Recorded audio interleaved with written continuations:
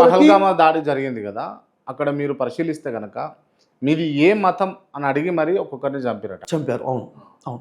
అక్కడ మతానికి ప్రియారిటీగా, ముస్లింలకు ప్రియారిటీగా క్రాంతి ఇస్తున్నట్టే గారి కదా. చాలా ఇంట్రెస్టింగ్ పాయింట్ అండి. దయచేసి వినేవాళ్ళందరూ కూడా చేతులు జోడించి నేను చెప్తున్న విషయం చాలా జాగ్రత్తగా వినండి ఈ విషయాన్ని. పాకిస్తాన్ మన శత్రు దేశం, దీంట్లో డౌట్ ఏం లేదు.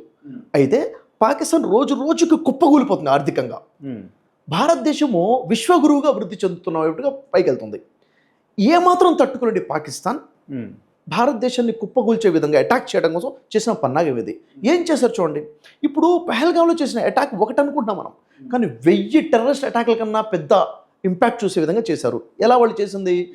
నీ మతం ఏంటిది, ముస్లింలా హిందువులా అని చెప్పి ఇద్దరిని విభజించి చంపారు. అంటే ముస్లింలు హిందువుల్ని కమ్యూనల్ ఫీలింగ్ తీసుకొని వచ్చారు. ఎందుకని? భారతదేశంలో కలిసికట్టుగా ఉన్న హిందూ ముస్లింల మధ్య చిచ్చు పెట్టడం కోసం వాళ్ళు చేసింది. వాళ్ళు ఇక్కడ చంపినట్టు 27 మందిని చంపడం ఉద్దేశం కాదు, భారతదేశంలో ఉన్నటువంటి యునైట్ని చంపేయడము, ఐక్యతని విచ్ఛిన్నం చేయడము.